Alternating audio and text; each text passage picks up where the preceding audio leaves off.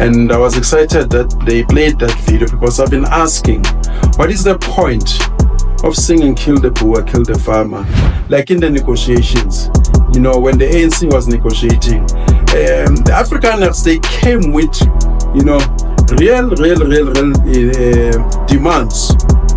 One of the first demands that they had, land right, not negotiable. Property right, non-negotiable. Tatile.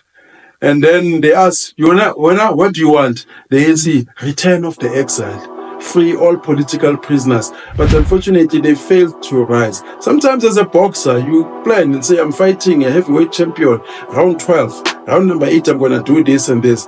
Round 1, the guy comes, firing all cylinders. You're going to come and say, whoa. Yeah. And then Trump says, dim the light.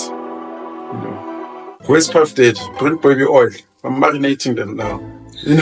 And then you still want to say, look, Cyril Ramaphosa was someone there, like a school kid going to the headmaster's office. He went in there to answer. When Trump said bad things are happening in South Africa, Trump called him for that. And then when he went in there, he started to beg as usual. He says, we need help.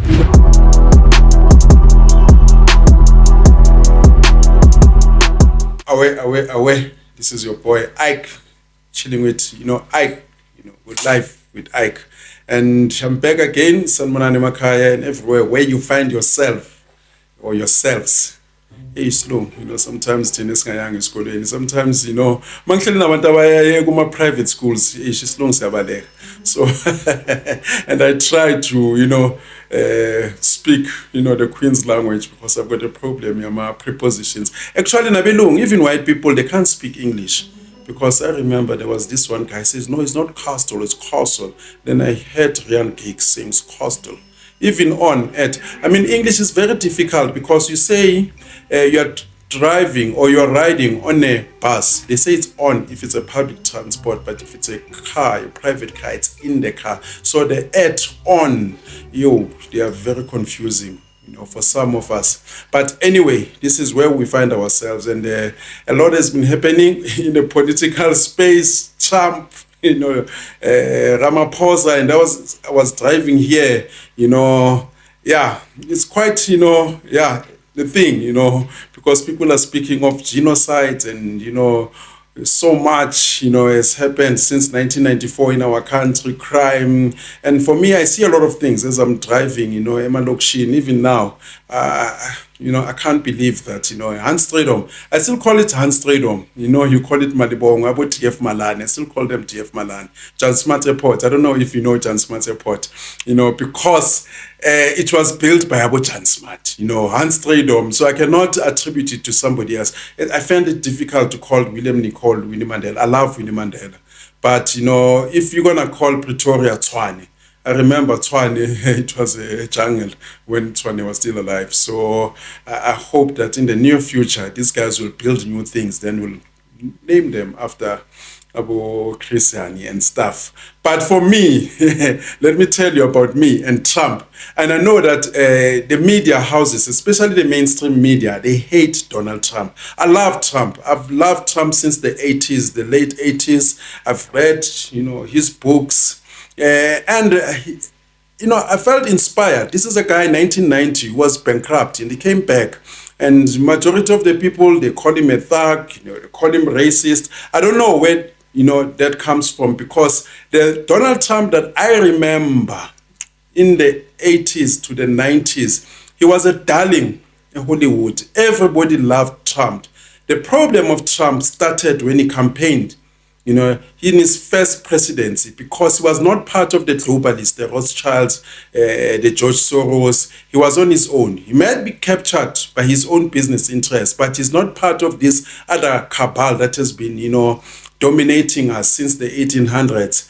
Because when you speak of Trump and you say he's a racist, this is the guy who supported Michael Jackson when Michael Jackson was accused by white families. Michael Jackson was supported by Trump. He went to live, at the Trump Towers for a long time for free of charge. Even in his rape cases, accusations, Trump was public on TV talking and says, no, Michael Jackson, love kids. Even Mike Tyson, when Mike Tyson was convicted, Mike Tyson at that time, the Iron Mike, we all love Mike Tyson. And then he was branded as this animal, a monster. Donald Trump went, to interviews. He says, no, I know Mike. And Mike Tyson is not that type of a person. And he was actually criticizing the court process, and even Mike Tyson's lawyer.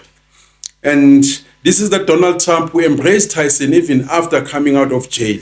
This is the Donald Trump who managed Mike Tyson. Mike Tyson said, when I was managed by Donald Trump, I've never made so much money. Remember, Mike Tyson at some point was managed by Don King, his black brother. At some point, Mike Tyson beat up Don King. They stopped the limousine. Don King was running around the limousine because he was ripping off the guy. And this is the guy, a white guy, who funded, fights and made Mike Tyson richer than before. Bo Kanye West, you can attest. Bo Stephen Harvey, Bo Serena Williams. He used to host them, Miss Universe. He used to own Miss Universe. I don't know if he still does, but he dated black models. So I was surprised when they start coming and say he's racist. Maybe he is, I don't know. But the Trump that, I was exposed to is a Trump who came, with Hollywood superstars, always, TV. And even now, I hear him. Whatever that is saying, he might be, wrong here and there. When he came out, he was saying, put America first. And I wish that we had a president like that, a president who's going to say, I love my people. Same as Ibrahim Traore. We don't have or enough of that. Traore is an exception here. Thomas Sankara is an exception. And after Sankara was killed, look how long did it take for us to have a person like Ibrahim Traore. It will take you another 50 years. So Donald Trump put his own people first. When he came, he said, all these companies who are investing in Indonesia, in China, if they're not going to employ Americans, they take their plant to, build cars, anything, in manufacturing, and then they want to ship it back to America. It's going to hit them with tariffs, Ford, as if they're American, they're not American, and for me, it made sense. If a company is South African and it goes manufacture in Lesotho and it employs no one, and then it brings a finished product here, why must we hit it with tariffs? Because, they're simply cheating us. So Donald Trump, was talking about that, the open border, the Pago, Mexico, Mexicans coming to America. I had a problem with that. And because black people, they like to talk, for everyone and say, no, multiracial, we are all one people. But the Latinos and the Venezuelans, when they come to America, they put their own people first. I saw on one film or video, this guy, I think he was a Crip, in America they've got Bloods and Crips. And I don't know why Americans, they behave like that, they never grow. You find an adult male, 60, still gangster, man. You're going to nightclub. Tonight in South Africa, when you're 25, you don't do nightclubs. When you're old, you don't do drugs. These are teenager stuff. You are saying, no, man, they're taking the block, man. The Venezuelans, they're taking the block. And Trump was protecting them from that. Their blue-collar work. The Mexicans, when they come to America, they take the cheap labor. And black Americans, they were in America first. They are the indigenous of America. Not all of them, came through slavery. Munsa was there first. The people of Mali, they were there first. The Dogon people were there first. The Omaleks were there in South America first. But now they were shifted backward. And then these guys from Mexico, given hotels, of which Trump was defending them. Hence, 2020, when Trump lost elections, I said, black America, they're going to miss Trump the most. And it did happen. So Donald Trump, came. Fortunately for him, he got it second time around and he's looking after his own interest. And I have no problem with him because he's looking for his own America. And I expect our own people to do the same.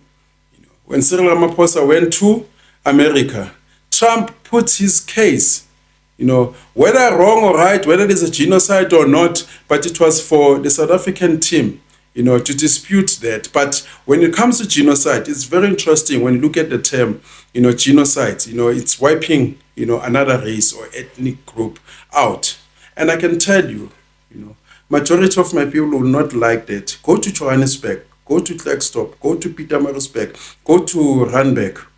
Post 1994, white people ran away.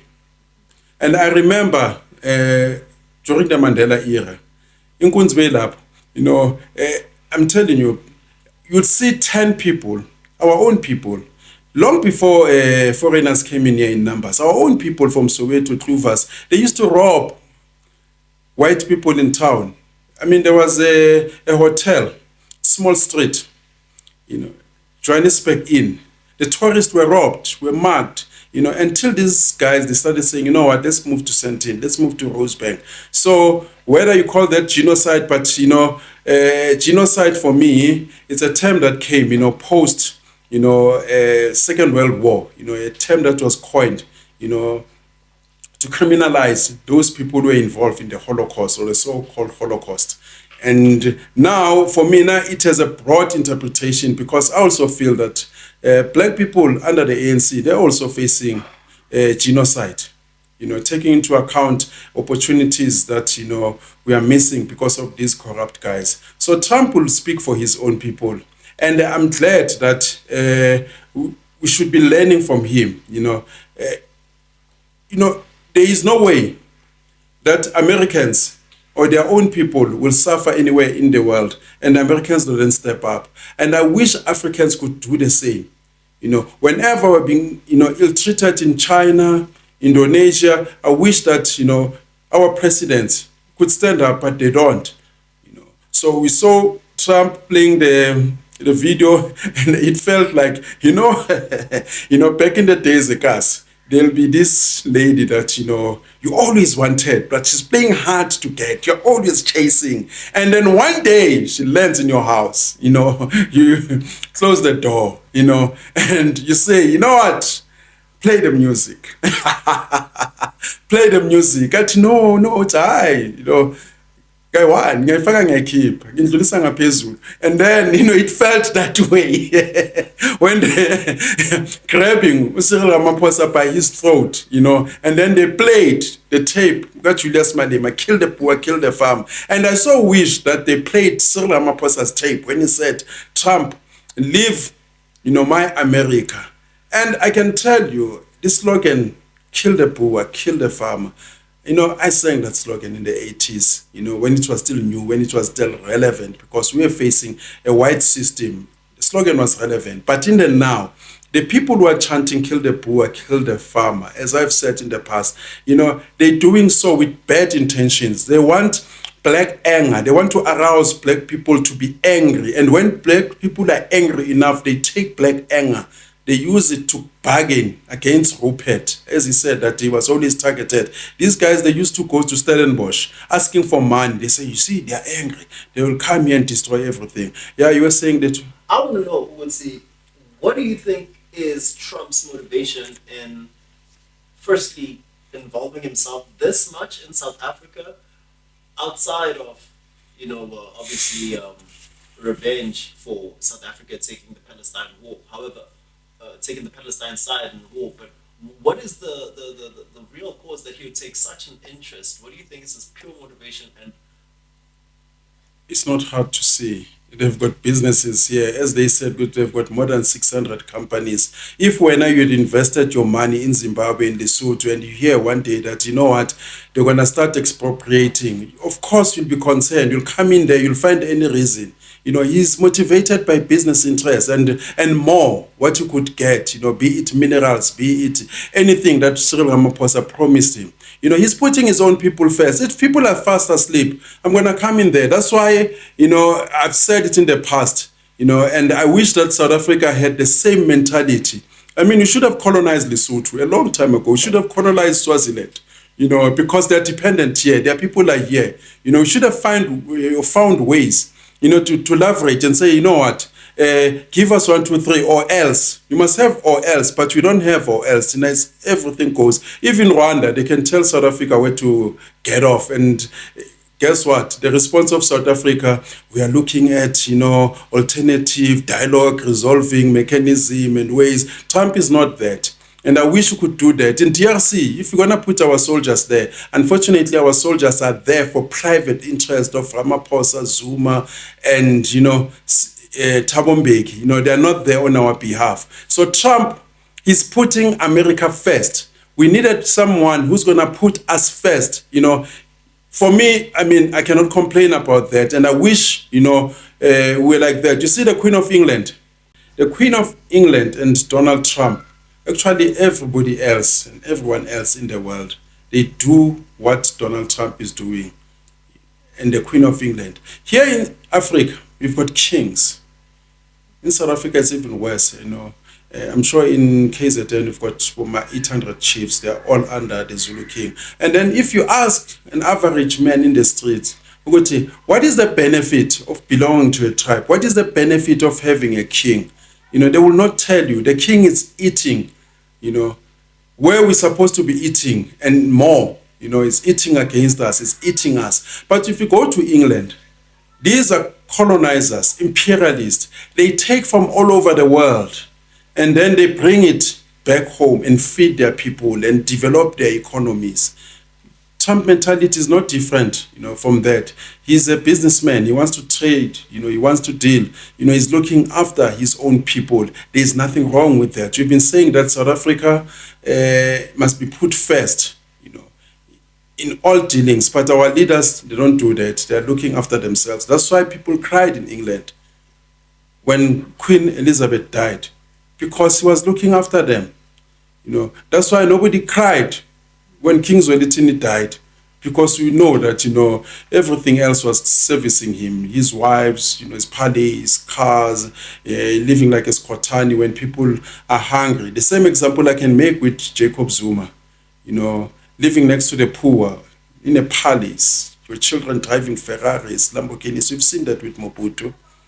I tried and I've thought about that before. However, he had such backlash for building his own house. How much more backlash do you think he would have faced had he now decided to build his own whole community now? Do you not think it would have been even more? What is Zuma's community? If you're a state president, your community is us, the whole country. You cannot take money from Bloemfontein, from dairy farm and develop your own house. You must make sure that, people in the Eastern Cape, they've got bridges. The same way as Donald Trump, when he came in, he proved it. He signed executive orders. As from today, this money must go to this. The money for circumcision in Mozambique, Maputo, cut off. The money for trans in Guatemala, cut off. He took those resources back to his country. South Africa is rich. It has all the minerals. You can end poverty in one day. You can sign those executive orders. You've got trillions that are missing here. You've got people who are billionaires. They've never lifted, anything of substance to change other people's lives, but they're looting for themselves. So Jacob Zuma is not different than Thabo Mbeki. He's not different than Cyril Ramaphosa. They are empowering themselves, using the masses. When he says people must unite, people united. They voted him twice. But you started to see his kids owning production houses, his kids, his wives competing with the states, having NGOs. That's not what we voted for. That's not what we want. Thomas Sankara died poor, without money. Che Guevara, a medical doctor, in his diary, he says, I'm leaving nothing to my daughter and my wife. My only regret is that, I could not live long enough so that I can fight imperialism where it surfaces. So, those are selfless people, not these ones who don't live like us. Back in the days, I used to admire Mugabe, when his revolution was still fresh. But Robert Mugabe started to live like a Squatani, live like your own people, like in Cuba.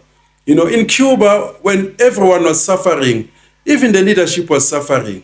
At least that's what we got, in the news. But you cannot, when you are sick, you go to China, you go to Taiwan. But an average Zimbabwean, they don't know where to go. They have to cross the fence, fighting. But when you live like a Scotan, your wife goes to England. So you can't have a system like that. So these guys, Cyril Ramaphosa, even when they went in there, in the Oval Office, they're not negotiating on our behalf. They're negotiating for themselves. When they say we need aid, how many dollars and billions they've taken from these countries for Germany, climate change, they're stealing. And worse off, they're signing, crazy deals because they're signing these deals. Maybe Germany to offer us, help when it comes to climate, and using German companies. And money never leaves Germany. They say we are giving you 8 billion, but it will be the Germans who are going to come and assist you to build the infrastructure. Money never leaves Germany. So these guys, for me now, I'm happy that we've got Trump who exposed them, in his dealings. Trump loves his people. He's a businessman.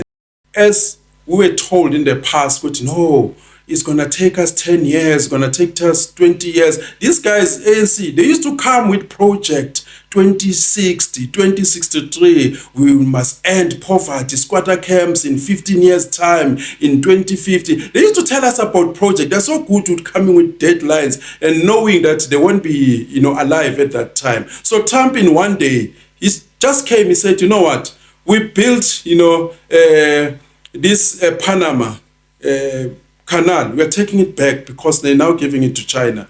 He came one day, he said, as from today, this is what happens. If you're McDonald's or whatever company, Ford, you're going to invest in Mexico, fine, we'll treat you as a Mexican. As from today, Venezuelan gangs, they are now declared terrorists. In one day, he proved us that, you can do these things. I mean, Cyril Ramaphosa has got presidential powers, has got privileges. I can't remember in the Constitution what section is that. There are certain powers that you can, implement without going through the Constitution, executive powers. He managed to suspend the Constitution, and we are put under lockdowns, under this disaster management. There are certain things that you can declare a state of national disaster and bypass certain laws and implement them if you're so serious about that. So these guys, he exposed them in that light, that they're not thinking, for us.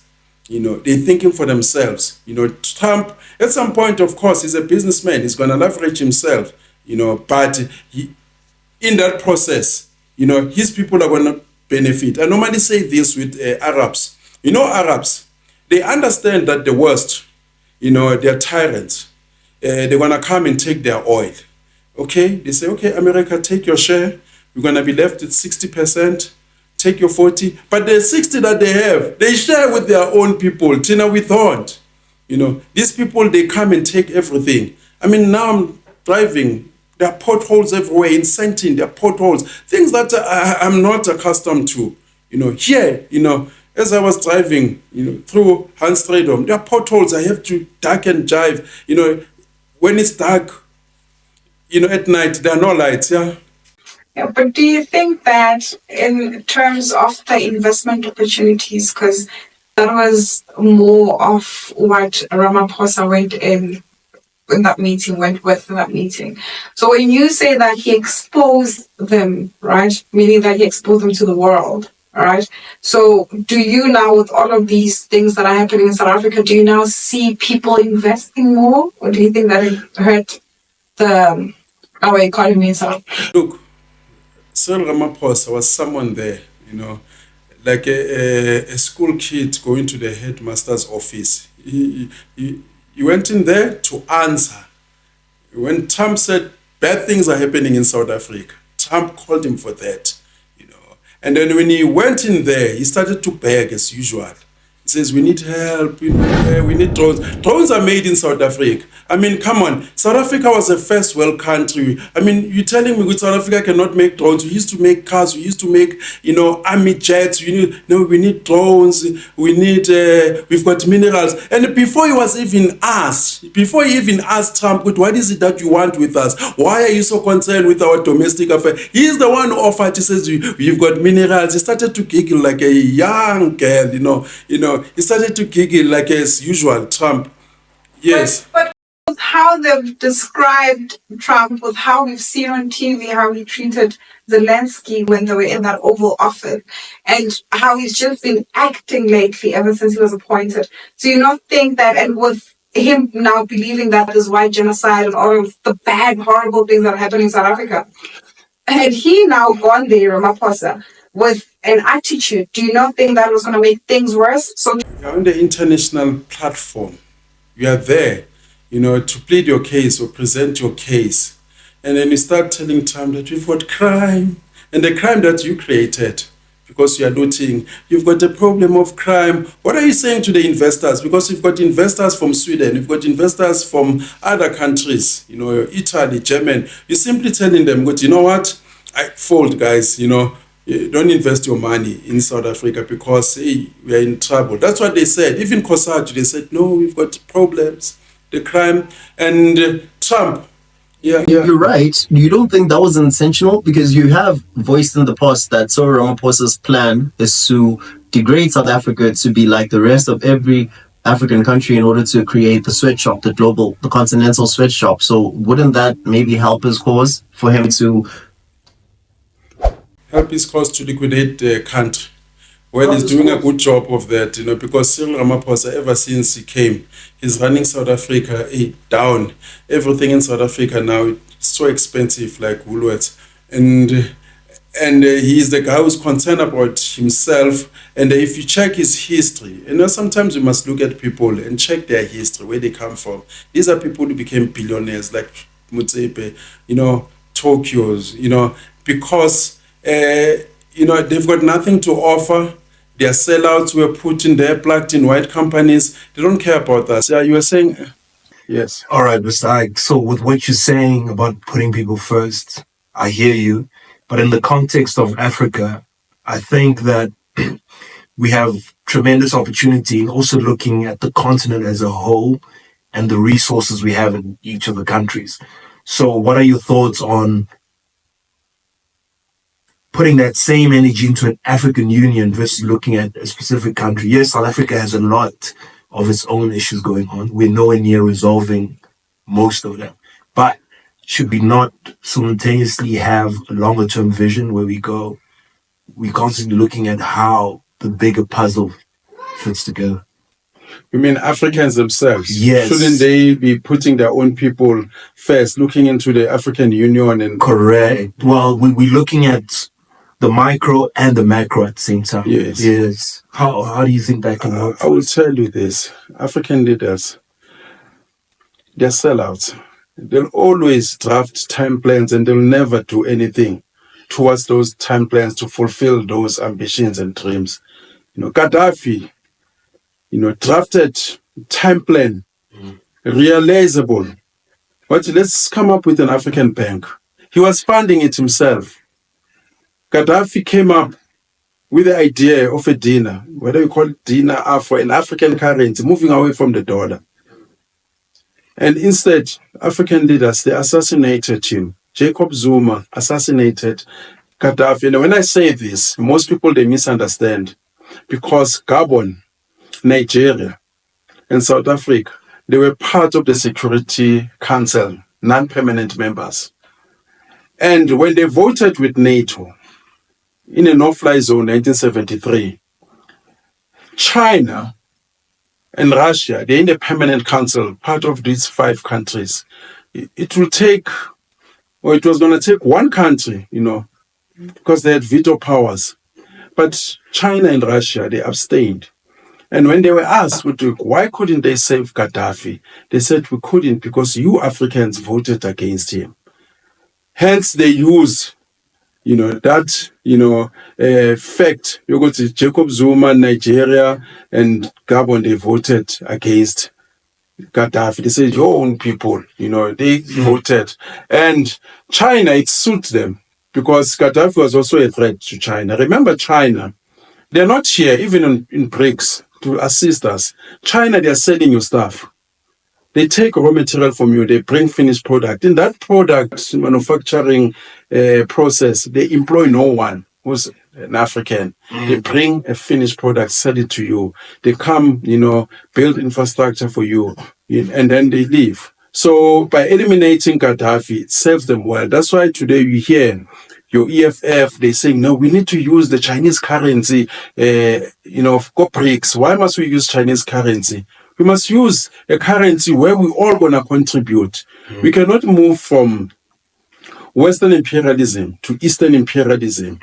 Our struggle as Africans was not about the preference of superpowers, one from the left or one from the east. As we said, during the Cold War, that's why there were non-aligned countries. They ended up being aligned anyway. which, we are not Soviet or for Soviet or for West. So unfortunately, this is where we are. Our leaders, they're selling our country to China now and Russia. They're going there signing deals, killing our industries, allowing China to be our manufacturing, things that we used to do. Yes, Mapan. Do you think it's possible that corruption has been so deeply rooted in African politics that, let's say, even if Cyril wanted to do the right thing by us South Africans, the corruption is just so much that he won't even be able to, do right by us? Look, from time immemorial, there's always going to be corruption. Maybe you can argue, the degrees. Even during apartheid, there was corruption, but at a minimum, the leaders, they made it a point that they drive the narrative. I mean, in other countries, there've been corruption, go Singapore, go Vietnam, in China, but they're tough on it. Once they find you that you've been corrupt, they can even execute you, for corruption. But here in South Africa, we don't. There's so many people walking around. Some they've been named in the state capture. We know them. They're living freely. We've got also the communists from one, department to the other, and nobody is taking them, to court. So my take is this. In the now, many people in the streets, they don't hate corruption.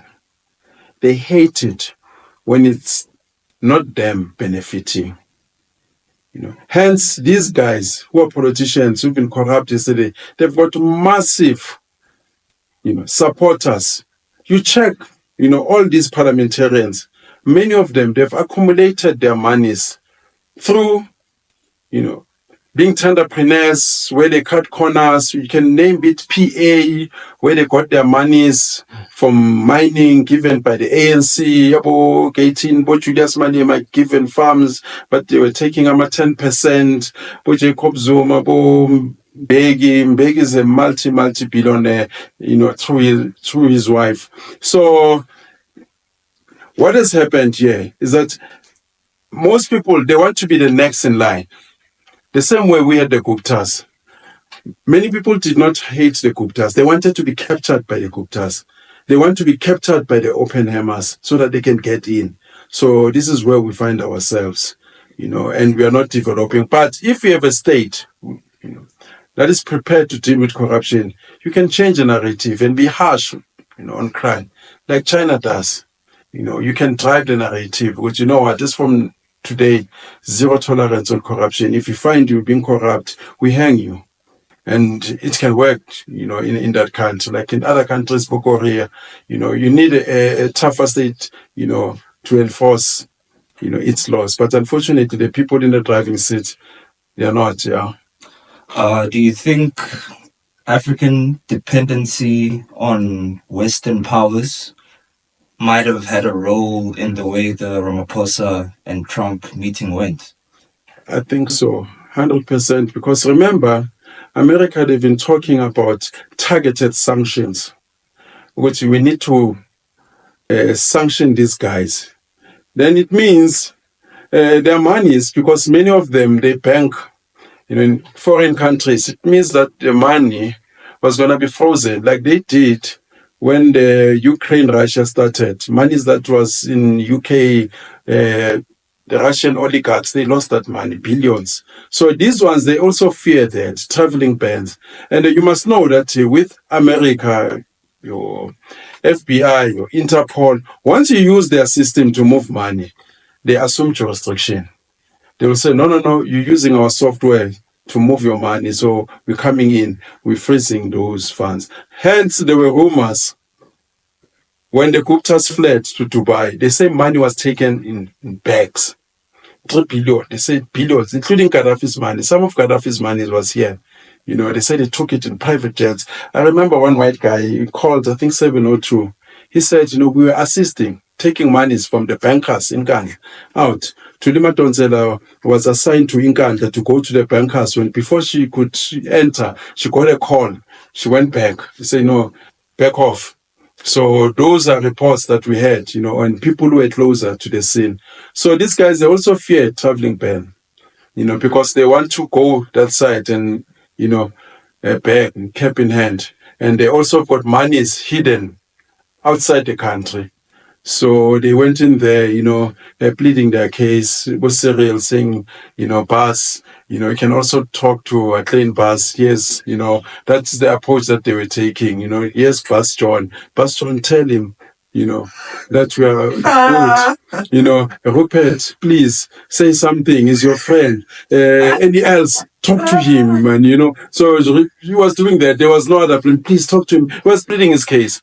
He was not even insisting. Even when Trump pulled out that wrong picture, he could have said, no, that's not true. This is not, what is happening. He couldn't say that because he was there just, yeah. He did. Some of the things he did interject.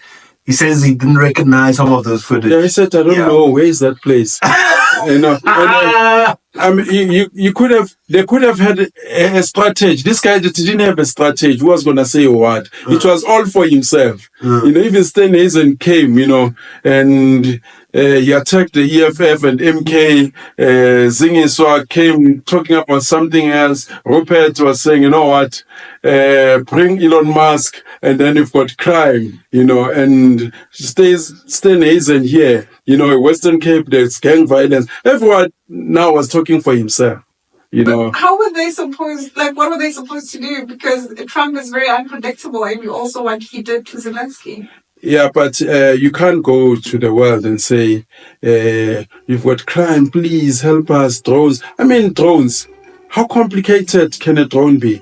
What are you saying to the investors? They must go, to the international stage and say, this is what we are doing to assess the situation. You cannot go there and say, please, we don't know, putting your hands in the head and say, please, anyone, is there anyone who can come? That's how they went there. They were supposed to go to Trump and say, look, we want partnership here and there, but we are handling this situation. Every question that was coming, be it on BEE, be it on Starlink, answer the question, when asked. And they were supposed to listen more. I mean, there's a question that came, Cyril was quick to jump in instead of hearing what Trump was going to say. And that's when Trump said, dim the lights. He treated him like a bitch. He says, dim the lights, play the music. About the white genocide. Where's the baby oil? Where's the baby oil? Because he was supposed, let him answer the question. What is it that he wants here? But he started to jump in, and Cyril was all over the show. But how do you expect anybody to deal with a president, right, for an economy as big as America that believes that there's white genocide in South Africa, when they have the technology in the world, when they have the research team in the world, when they have the biggest news stations in the world that could literally fact check any of these things. They spoke about the ICJ as well. Why? What's happening?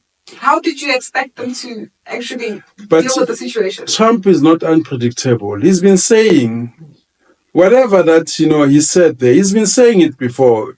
Even when he says bad things are happening in South Africa, then prove him wrong that no, good things are happening in South Africa. We are, a rainbow nation. We're living well, but they did not say those things. They just said, please, yes, we understand, but we also have problem here, crime. There's also open border. Please, can you assist, the children of Mandela? They spoke about Mandela. We are the children of Mandela. He was trying, so your president, that's why I say I don't have a president. Cyril Ramaphosa is not my president. So, do you think it's possible that if Cyril also took a more aggressive approach, just given the whole drama that was happening between America and South Africa, that it might have actually maybe worsened the relations between the two of them? Yeah, we don't know that. You don't have to be aggressive. If you've got facts, you can put your facts on the table, dispute what Trump is saying. I mean, I'm happy Trump put his case, then put your case, prove him wrong. But these guys, they were not ready for Trump. And Trump is visible. He's been clear on what, he was going to ask them. They knew when they got in there, that he was going to ask them about genocide. He was going to ask them about expropriation. And he was going to ask them about ICJ. Actually, even the ICJ, I think he hit them, where they didn't expect, because he didn't address that. He just moved away. He says, no, we'll see about that, that case, whether they withdraw or not. Perhaps maybe they planned for that, but Trump was more interested, in the audios, the visuals, and they did not address him on that. They simply say no, it was just short of saying, we don't know this guy. Julia, where is he from? It was just short of saying that.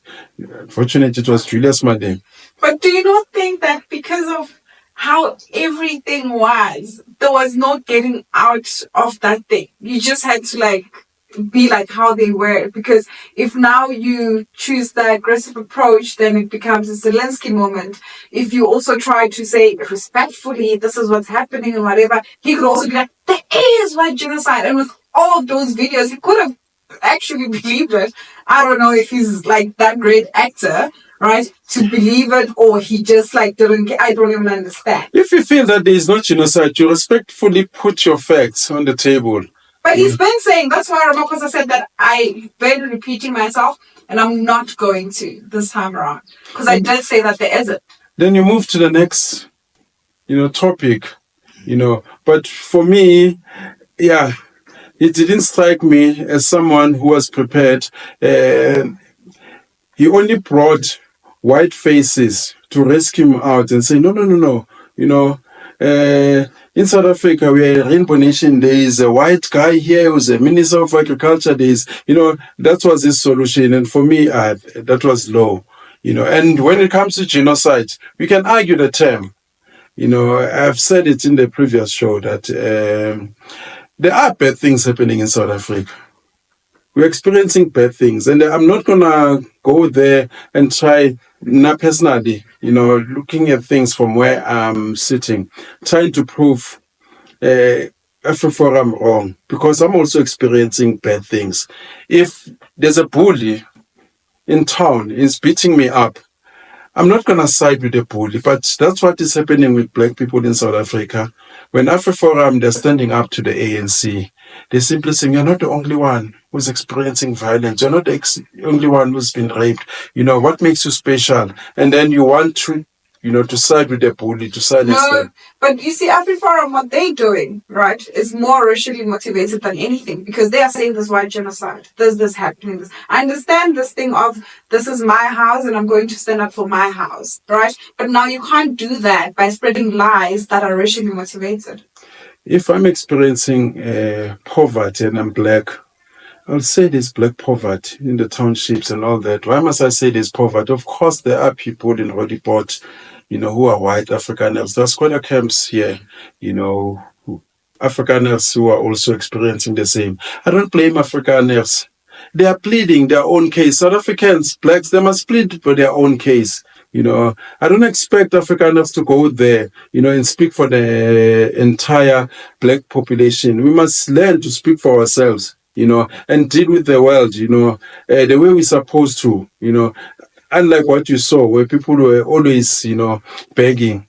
So, I've said more than enough in the previous show that if you go to a certain location where there's more Afrikaners, you start dropping them, that is being targeted. In Johannesburg, I've seen it live. That's why white people are no longer there in Johannesburg, unless you work there in Pretoria, running away, because thugs were targeting them because they thought that they've got what they want. And then when people are standing up and say, hey, I'm being targeted, then I want to silence that person and say, I'm also experiencing crime. I'm not going to do that, But for me, Cyril Ramaphosa is one person who was given a pass because it could have been worse. And I'm glad that Trump has changed,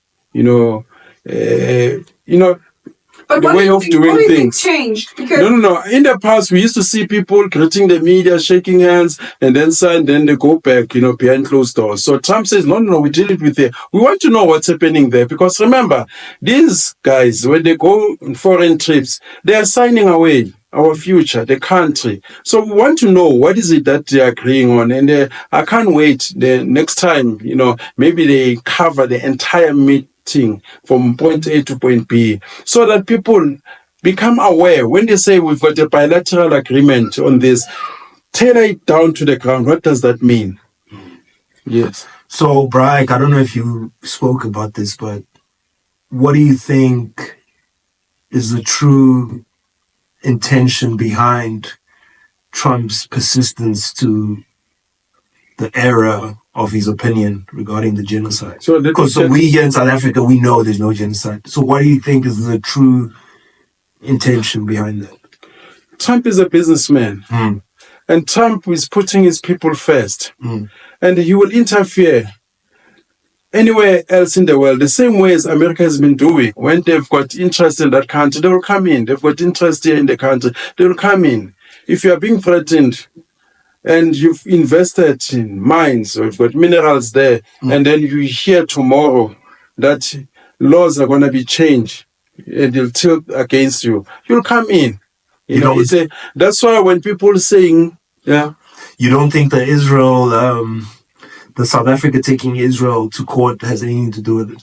We can speculate because there's on a lot of that. Yeah, we can speculate on that because Israel has been an ally of America, and we all know that Israel, they've got power in America. They change, they change and redirect the narrative the same way as they've done, during World War I, World War II. I mean, the Zionists, they brought America to World War I.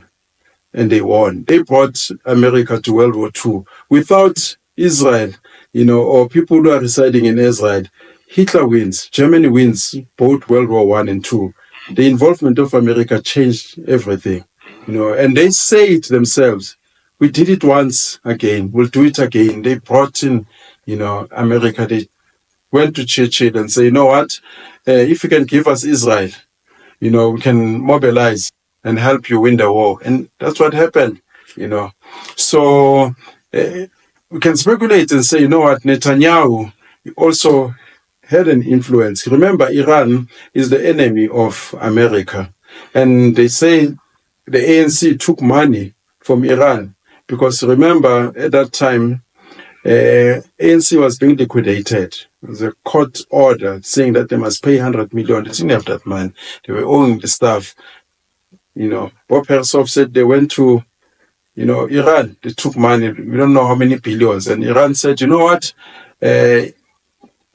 In exchange, go to the International Criminal Court of Justice.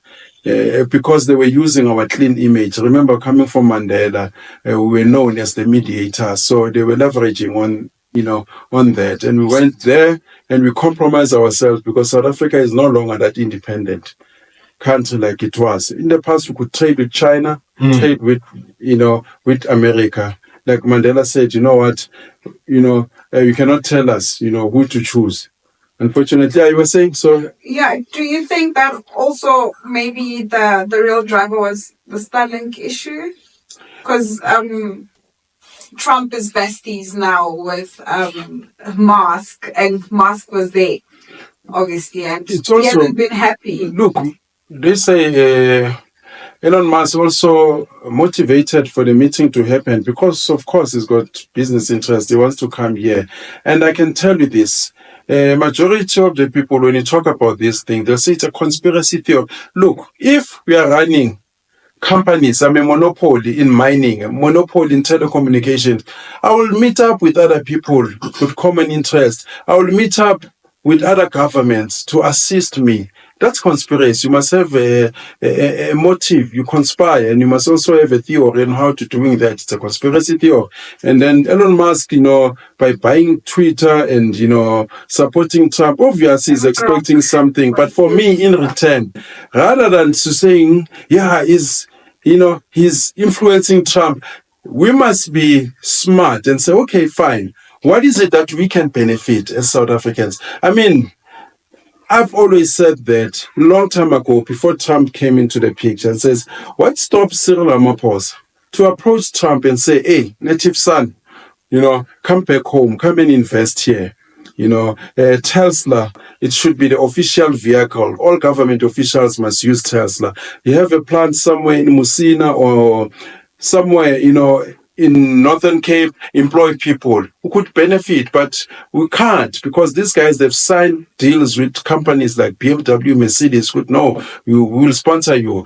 Keep our competitors out. Telecommunications. Cyril Ramaphosa has got shares in MTN. I don't know how it's gonna, pen down this thing or pen out this thing of Starlink and MTN because at some point they're gonna compete. ANC guys, they've got shares in Vodacom. So perhaps it's one of those things. But a man in the street, whether Elon Musk gives 30% or not, it's immaterial.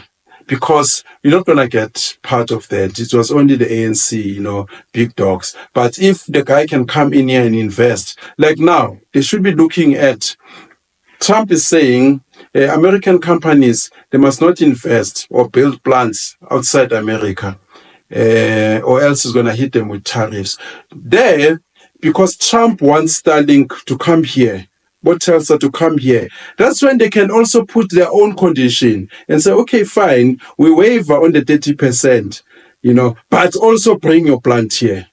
They can negotiate. It's a negotiation. This one wants Starlink here. Okay, what is it that, you can give us? We bring Starlink here. Okay, ownership, you retain ownership. But Tesla must also have companies here. And then Trump will say, okay, fine. We won't hit them with tariffs. It's a win-win for all of us. We've got, electric vehicles being manufactured here. So, and we can take a lot from Tesla because they are the leaders in that field and other fields. So, but they're not doing that. So they're not leveraging on that. Sometimes we must check. Yeah. Do you think Starlink is going to be beneficial to the lives of everyday South Africans? If it's cheaper. But I can tell you this with technology. When they motivate for a technology, all technological, findings or technological breakthroughs, at first, it looks good. It's going to be investments put in there. It's going to assist. It's cheaper. But with time, as they gain monopoly, they start, doing their things. Vehicles were promoted good, they are good, faster and all that. But as soon as these companies started to have a monopoly, they started to be greedy, overcharging, So as they were coming in, about YouTube, about all these telecommunications, Facebook, they all come, it says communications, free speech and all that. But as time goes, they start to limit the free speech. Most things, they start well. They're not going to come to you and say, you know what, we are putting Starlink there so that we can spy on you, so that we can control you. They're going to come and say, you know what, don't worry, cheaper communications and all that. As time goes, when they become a monopoly and all that, they start doing their own things using the very same system to police us, the same way as Donald Trump was accusing TikTok, saying TikTok, they're collecting data in America. They are using it for their own people. Of course, they're going to use data for their own people. They're going to check the algorithm, what is it saying, who buys what, where, what is their social behavior. If you want to conquer these people, what do we do? America has been doing, the same. During the Cold War, they started promoting burgers, jeans, music, Rambo, culture, Nikita, Is It Cold? You know that song? And then there's a Soviet soldier here dressed in brown. There's also here, Elton John. He says, anything about my land, you never know. And then there was that revolution. The youth in Europe or Eastern Europe started to say, no, we need to go there, singing YMCA, Born in America. They were singing those songs and then that's propaganda. And that's also when you gain access, sending your movies. Nothing happened as a coincidence. We think that Joe is just an advert. Nando's made an advert after Gaddafi was killed. The Zimbabwean youth, ZANU-PF, they fought tooth and nail. They said, no ways. This advert must be banned because they understood the advert was there, putting Mugabe saying the last dictator standing. And they show him with Botha, with Idi Amin, with all of them. Yeah. He's the last one. They say, no, at least, this tonight you can have dinner with Nando's and all that. But they knew, the messaging behind. So nothing comes out in free. We think things just happen. No, it's free choice. There's no free choice. I normally say that even with marriage, people argue with me and say there is no free choice when it comes to your partner. The size of a pocket determines the type of a partner that you're gonna have. Access, I wanna marry Ciara, I wanna marry Beyonce, but where do I access Ciara if I don't have the pocket? And arrange, it's always an arranged marriage type of a situation. What if you're a model like Ike? That also gives you access. Yeah, but not everyone can be a model. So that is the thing. That's what I'm trying to say. That most people will say arranged marriages are bad, but sometimes they're the best. People they're hooked by families, and they say you learn to love that person, and it goes. What I'm trying to say is that there is no free choice. Your pocket. The type of woman that you have is the size of your pocket. The type of a place where you stay. Unless you have to be a very, very minimalist and a miser, not to spend your own money, and you are a billionaire, you live in one row. All right. So going back to the Trump and whatnot meeting, Yes. right? So, but what do you think? What would you say was actually good for South Africa from that? Do you think that it was like for us to even have a meeting with Trump was like a good step, to what's the two economies? You cannot avoid United States. I mean, not like America. Yeah, because they were worried about a lot of things, right, in terms of trade dealings and everything. So do you think that was a good thing that we had the meeting? You have to address those things. Let me tell you this. If today you become a president of South Africa, whether you're Gayton, you're Julius Malema, you're Traore, if you become a president of South Africa today, and England says, come over, you're going to go there. Because they've got companies here.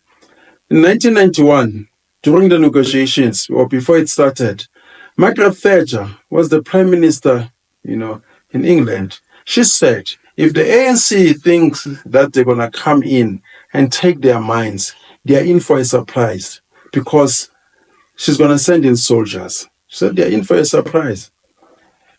That's when America started to build the biggest army base in Botswana.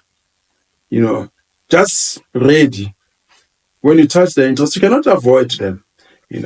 If you become a president, they say, come over there. We've got Google there. We've got Anglo-American. We've got, come there, because they can target your rent. Because remember, we use their currency, dollar as the official currency. They can sanction you. They can render you into a shithole country within one day. You remember when Jacob Zuma tried, he put Van Rooyen. How many dollars were lost? They can target you and then write the narrative. I mean, check South African media. They all speak with one voice. If they want to paint you black, they're going to paint you black. Look at Ramaphosa. He's an angel, in spite of him being worse than Jacob Zuma. Because of the media. They control the media. They control everything. It's a monopoly. So if they say, come over, I remember one white guy, I can't remember, but he's got influence. He was responding to my name. I said, you know what? We will give you this country. There'll be no food in the shelves, go supermarket. Your own people are going to start fighting you. They can do that. Nothing happened by mistake or by a coincidence. They planned these guys. But do you think that was a good thing for South Africa or not? They have, in terms of, so let's break in an ideal world, the relationship with the US, right? Also in terms of how now other countries will view South Africa. Look, in an ideal world, you're supposed to be independent, stand on your own with your own African brothers and say we are trading. We've got our own currency in an ideal world, but you don't live in an ideal world. Of course, they were called there. They were supposed to go there and, put the side of their story. If they're disputing the genocide, put facts, to Donald Trump bought receipts, and they failed to, argue against. But it's a good thing to go in there for now, because had they not gone there, we don't know what could have resulted. Maybe, now that Starlink is coming, they're going to be saying, you know what, we're going to hit you, but not harder, the tariffs. You don't know what will transpire from there. But defying them now, they're in a position of power. If you defy them now, what is the alternative? I normally say this: if you want to take land, whether you're, right or wrong, but if you don't have a counter to what you're going to do when they sanction you, you might as well not start. I mean, Mugabe did that, and then they counter, and then what next? Not even, two African countries came close and said, we'll assist you. I'll tell you what should have happened with Zimbabwe when he was sanctioned by the West. The African leaders, they were supposed to come together, African countries, and say, you know what, it's business as usual. Yeah, we're going to trade with you. They all ran away. This was going to happen in South Africa. It's easy, when politicians are talking, shouting at the rally. Yeah, we can work together. Here in Africa, we've got minerals, we've got oil, but once they start hitting you, those guys with oil and millies here, they run away. Look at Gaddafi. He was there by himself. He was killed like a dog in the street. This is Colonel Gaddafi. This is the man, who was next to God in terms of, the left. But they left him to hell. And he's not the first. There's so many before him. Petrus Lumumba was killed just like that. Business as usual. There's so many. Thomas Sankara, that they love so much, killed. Business as usual.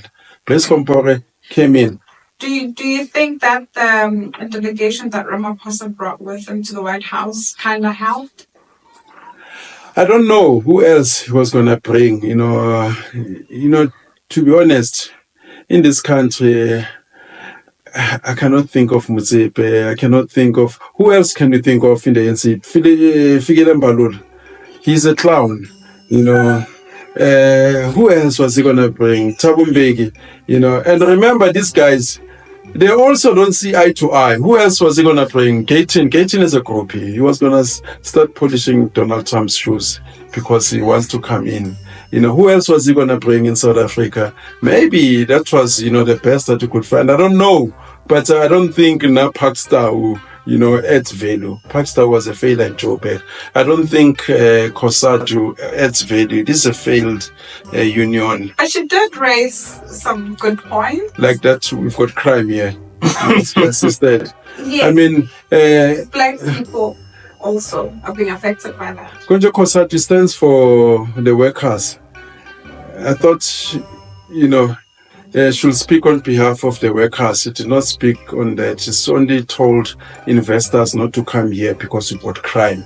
So no employment. You don't bring in people with money because your PE, you can't rely on your PE guys. They don't create employment. They buy alcohol and then, move around with slave queens. So you needed people who are going to come, plants. I mean, the Minister of Agriculture? Steenhuisen. Mm-hmm. Look, I cannot think of Steenhuisen outside DA. I know why DA was, created. It's a lobby group for the Zionists who are owning mines. They might talk for black people or the masses. And by the way, this thing of black and white monopoly capital and all that, DA posing as if they are, representing white, it is a lie. They are representing captains of industries, mine owners, globalists, people who are funding them. At some point, they were even given monies by Guptas, So they don't give a damn about South Africans. Unfortunately, they're taking advantage of this division. I mean, between me and a white South African who's probably living certain, there isn't much difference. We buy the same expensive petrol. We buy roulets, both of us. We're all working, our tax the same. We are all part, of the working class. You are all oppressed. You're supposed to be on one side. If you're not a billionaire, South Africa is not yours. But they've created this illusion of black and white, dividing us. We're not supposed to be divided. Even post-World War II, we're not supposed to be, on one side. That's why I'm saying in South Africa, there's no white monopoly capital. At best, maybe we can say Zionist. And it's also now diluted because they put one black, one Afrikaner there. But we are being governed by the lobbyists, by the globalists, multinationals. And they don't care whether you're black or white. Of course, somewhere they'll put ANC as a security guard. They'll put one white guy there. You'll feel that, no, this is my economy. I had, my ex who's white. I told her, let's say, you like Cyril Ramaphosa. How does Cyril Ramaphosa benefit you? Because everything is expensive, electricity. She couldn't answer me. She says the only thing that you believe in Cyril Ramaphosa because he was funded by the Oppenheimers, he moves with the Bill Gators. By fact, virtue that is with Rockefeller, you think that, no, it's for us. The same way as with Zuma. By in virtue that is in Nkandla, he moves, around, black circles. He is not for me. He takes the monies and wars. Instead of creating a black Sol Kessner, a black Oppenheimer, he go fetch, a family from India, or it was already there. He empowers a family from India to become, the Guptas that we knew. And how's that advancing us? When people saying, no, it's RET, a revolution, empowerment of a black child, you ask them, Zuma's kids buying Porsches and Lamborghini, was that still part of the plan of empowering a black child? Putting his wife there, So that is that, yeah. And then Johann Rupert, Johann Rupert, he's a businessman. And I may not like him. I may not like Johann Rupert. He was empowered by the Zionists who came in here. They empowered him, as you know, that Afrikaners were oppressed. And in order for other Afrikaners not to rebel against England, which was Zionist owned, let us put one of them. The same way as they put Motsepe and say, let us put some blacks so that they can feel the sense of ownership and defend it. But fact 101, maybe 90% of black people are employed by Rupert, or 90%, those some are employed, some, not even some. I don't know any black person who doesn't have Rupert's product in his house. Be it peanut butter, be it anything. All these companies, you find that you've got Rupert's products in your house, including those who call themselves revolutionaries and say, hey, Rupert is a white monopoly capital, you need to be destroyed. But they've got his properties, inside their houses, or his products. So, and he's employing them. His contribution there, because people were saying his contribution, I agree with his contribution on the issue of open borders. You remember, we've been gaslighted in the past. We've been saying South Africa, it needs to know who's here. If you're coming with a student visa, if you're coming with scarce skills, we need to know, who are you? There are war criminals here, some from Rwanda. We cannot vet them. There are people who are criminals, escaped from jails in Mozambique recently, Zimbabwe, they're here. I remember one, I think, Somali guy at school. He was saying, we ran to South Africa, running away from Somalia, running away from genocide. But now South Africa is not safe anymore because these guys are following us here. They're chasing us here in South Africa. We ran away from them. We need open borders. So Rupert spoke about that. Maybe they'll listen, because in the past, we need closed borders and then regulate them. South Africans, there's this thing that South Africans are xenophobic. They're not. South Africans, they've lived with foreigners in the 1800s, the discovery of gold. And when South Africans did not want to work in sugar canes, they went to fetch people in Rhodesia, Congo, Botswana to come and work. Indians, they fetched them here. Black people could have said, why are you working, in the farm that used to be mine, where they discovered gold? But they said, okay, we understand. It's British Empire, we got along. And some of them, they remained. They married our sisters, and we had the time up to Sibali, and then that's, how it started. We had Abo Banda from Malawi, very good when it comes to cooking, basebenza ema-restaurant. We had teams, most of the Soweto teams were owned by people from Malawi. Abo Preza, besibabiza Abo Preza, So it was like that, back in the days. But Rupert spoke about that problem, Guti. We've got people who are coming here, criminals. And unfortunately, I've said this before, South Africa, we've got a situation where there is, hostilities between black and white. And as we are fighting, not making peace of the history of the struggle and all that, even those people it means to employ blacks, because we've not trained in huge skills, to start something, or the ANC came and killed Amber artisanry that we had. So most black people are dependent on whites, and most white companies, they start abanye because of convenience, employing cheaper labor, people often are noma yini hot man, from Zimbabwe, Mozambique. And then it created this division again. And in the farm killings, the most, in the past, people will be employed. When it's time to pay them, they say, hey, go away, or else I'll call immigration. That's why the labor laws have to be changed. So no. So they've created that. So, and most of the time, you'll find that some of the people who kill farmers are people who work there, cheap labor. They know the ins and outs. Or maybe somebody's doing domestic work, he calls his brother, and his brother cannot be traced, there's no fingerprints. So, but people are not prepared to take that blame because of the animosities. When you're negotiating and say, you know what, I'm a South African and I think I deserve a minimum wage, somebody comes and say, you know what, give me anything. So, and then they take. But those guys, usually, because they're human beings now, as time goes, their needs grow. And our two golfers, their contribution? Look. Because I want to got a passport to show that I still have a South African passport and there's my visa there. So people are quite happy about that. Yeah, maybe they brought in soft power.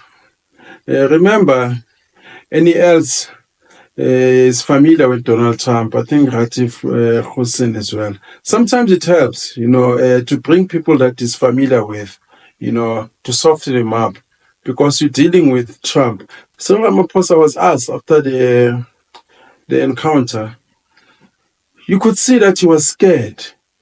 They asked him what was his impression of Donald Trump. He said, I had a feeling that I was dealing with a person who's got so much power. That's what he said. He reminded me of Jacob Zuma when he was in England. They asked him about England. The first thing he said, I saw Barack Obama and Michelle Obama. They are so tall. That's what he said. He said, they were so... He became a groupie. So he realized with these guys, they've got power. So you bring other people. It's like when a woman no longer wants you. Sometimes you are friends with her friend. You say, today your examples of our relationships. Yeah, please go talk to him, or talk to her.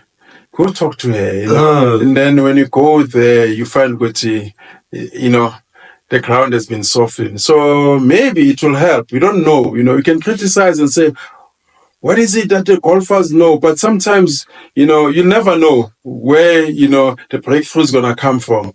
Yeah, it came from there. Yeah, because these guys, they're going to come and say, even Elon Musk, who would have thought that Elon Musk one day will be so close to power in the States? In the past, they saw him, okay, Elon Musk, he came, our Tesla, before we know, he's bought Twitter, before he knows, he's closer to Trump. Yeah. So you never know, It's the same as in a revolution. Most people think that the revolution is going to start from people without, having jobs and housing. But the revolution sometimes can be started by things that you never expected. Look at France. And people were told the propaganda. They says, no. They say, you must eat cake. And then it started. How can they say that? 76. Started from Africans. revolution sometimes starts from things that you never anticipated. I mean, somebody could be hit by a car, a child, because there are no robots here, and people say, you know what, enough is enough. You know, we are taking this, you know, on from now on. Plus, we don't have 1, 2, 3, 4, 5. Look at Tunisia. They say one man just started, was frustrated, and people saying, you know what, actually, we are not the only one. And I'm enough. Yes, yeah. Yeah. So I have one last question, right? It's Yes. actually two. So when they played the EFF's and MK's video on the right Yes. to support the claims of the white genocide, firstly, what do you think of that? Right, and then the last one is the overall meeting. How do you think it went, and where does it put South Africa? And what do you think we should now expect from all of that? I was excited when they played that EFF video. Maybe I like drama. But because I've been saying this, these guys, they're using black anger to open doors for themselves. And that's why they want to provoke the white people that they love so much. They chase them. They want to stay next to them. They want to eat what they eat. They go to them begging for monies. For Floyd, they used to go to Rupert asking for monies. And majority of them, they're funded in England, about Schwab, about, giving them monies and, stuff like that. They're just fake revolutionaries. They are not revolutionaries at all. And I was excited that they played that video because I've been asking, what is the point of singing Kill the Poor, Kill the Farmer for an ordinary man? If the song, by singing it, could get your bank balance changing, houses, I'll sing it on top of the roof. But if you sing the song and then it changes nothing, I normally say that black people, they like to fight for things that even if the oppressor or the other side gives you, your life don't change. Like in the negotiations, when the ANC was negotiating, the Afrikaners, they came with, real demands. One of the first demands that they had, land right, not negotiable. Property right, non-negotiable. Tatile. And then they asked, what do you want? The ANC, return of the exiled. Free all political prisoners. Those are automatic. When you are negotiating, once you are saying, we are unbending, you don't even have to put that as a condition. But they had those weak conditions. You go return of the exile, remove the Group Areas Act. You want to live with next to white people. That condition doesn't change your life. Those are type of conditions that they had. They would say, remove all racial laws. Those were going to be removed anyway. It's like if I'm shaking your hand and I'm saying, peace from now on. It means all other things that are attached to the peace, deal or peace accord, they will happen. But the National Party, they knew what they wanted. They went there, independence of the media, the constitution. And one of the things that they fought for and say, we are moving from parliamentary sovereignty to constitutional democracy, where the constitutional court has final powers. Whatever that you decide in parliament, it doesn't matter. As long as the judiciary, doesn't agree with you, you cannot win. That's why today when people say bring back the death penalty, it can never come back. You have to be okay with the judiciary first. You can pass a law that says bring back the death penalty, but it will not happen because they know that, the judiciary, when you are not happy with these guys, challenge them in court. The court makes the law. So that's where we find ourselves. But, the setup of America meeting Donald Trump, if these guys maybe planned properly, I'm sure they did plan. I'm sure they did discuss, what is it that you're going to got there? Maybe Trump, surprised them. They thought that we're still going to discuss behind closed doors. But the meeting was happening here. It shows that these guys, they cannot adapt, because sometimes, the battlefield shifts. You need to tackle issues here. It happens every day in our lives. Sometimes you're thinking that, I'm meeting this CEO, I've got my proposal. Then you meet, inside the lift. He says, tell me, what do you think about that? You can't say, you know what, I'm going to tell you. You just best there, on the spot. But unfortunately, they failed to rise. Sometimes as a boxer, you plan and say, I'm fighting a heavyweight champion, round 12. Round number 8, I'm going to do this and this. Round 1, the guy comes, firing all cylinders. You're going to come and say, whoa, there's still round 8. The guy's finishing you now. The strategy must change. So these guys, they were gear 1. When Trump elevated, but Trump started slow, exchanging pleasantries, Trump, I like you, you this, Zelensky was here laughing, and then Trump says, dim the light, where's Puff Daddy? Bring baby oil, I'm marinating them now, and then he still went yeah, but it is that. So I was excited because you are normally caught with our pants down. These guys don't respect us. They treat us with disdain. They got their match that side.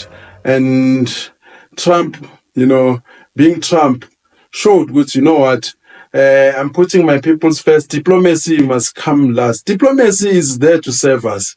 You cannot be saying diplomacy is undiplomatic. I saw one ambassador from these eastern countries, I remember Vietnam, 3rd degrees, film production, they were following these guys. They took rhino horns. They say, they're following them. They put in a box, ship them out, and we were saying diplomacy. America don't have that. You are Assange. Sometimes they say, wait. Afrikaners will get there and say, wait. You cannot do us like that, dog. Cannot do us like that, and you say diplomacy. They grab you out there or put pressure, on a foreign country to release this guy or else. So Trump is like that. Look how he deals with China, and rightfully so. China, we can't deal with China. China destroyed the world. China, they came to WTO. They banned the rules. They used to say, don't subsidize your companies. They must be there independent. China, they're subsidizing their companies because their majority shareholders are state. And they steal your IP.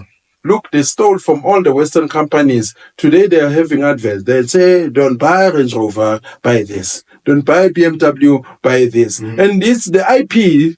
They stole it from you. They come up with reverse engineering. They, disassemble the whole thing and they do it better than you and sell it to you. And that's where we find ourselves. So, but anyway, with so doing, I don't know how to rap because I'm always talking. I always move from one issue to the other.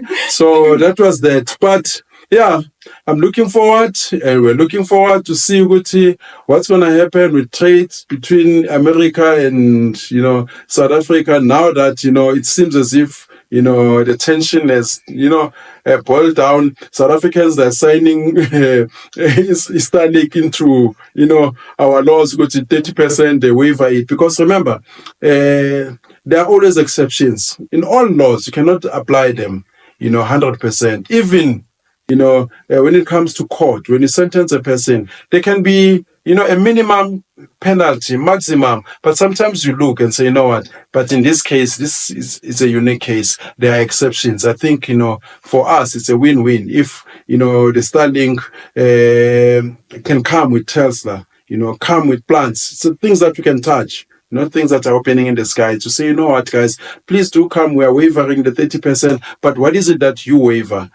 Bring your companies here and hope you won't hit them with tariffs. We'll treat them as Americans or both as Africans, but, we need employment. And yeah, we are there. But other than that, yeah, that's my take. Though. And what do we say when we close? What do I say? This is a podcast. Subscribe. Oh, when I say subscribe, share, like. Yeah, subscribe, share, like, and comment. Yeah, and disagree. If you want to disagree. Yeah, and now I can't go cool because I get surprised and I get shocked when people start to like me because I won't be able to say what I want to say. As they say, there's a poet who said a poem, or a poet rather, must have an opinion and must share his thought, but knowing that he needs an audience, he becomes afraid to feel. So for me, I always want to feel, away. Peace and out.